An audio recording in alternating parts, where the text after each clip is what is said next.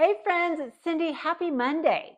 Got a little Monday mojo for you today on forgiveness. We are talking all week long in the podcast and everything about relationships, about having a thriving marriage after 50, because the best is yet to be, right?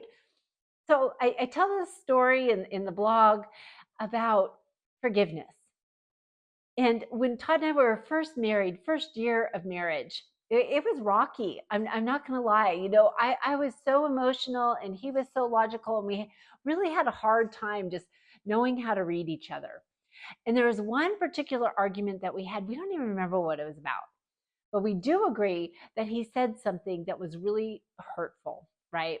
And he wasn't going to take it back. And we got really angry with each other. And we had to go to town, and it was like a half-hour drive. And we sat there driving down the road. Todd was driving, and we were both so angry. And we just sat there in stony silence. And then something hit me. And not that I'm a saint at all, because I have a tendency to be of a bit of a hothead, especially back then. But I remembered the words of our pastor's wife. And she told us on our wedding night at the reception, "You too, don't let the sun go down on your anger." And I just remembered that. And as I was sitting next to Todd in the car, in the truck, driving to town, and I was so mad, I took my hand, and I didn't want to. Every bone in my body did not want to. But I reached over and I held his hand. And at first I thought I'd just squeeze the lifeblood out of it, but I didn't.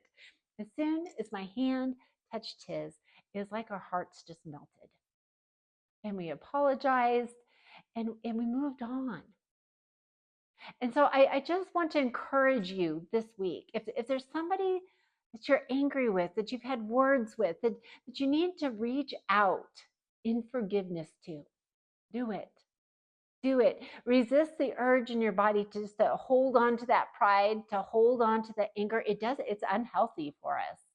That it causes stress and anxiety. It can cause health problems. Don't hold on to your anger. I had a pastor tell us once that it creates stones in your heart. And the more that we hold on to anger, the heavier and heavier and heavier it gets. Forgive. Reach out.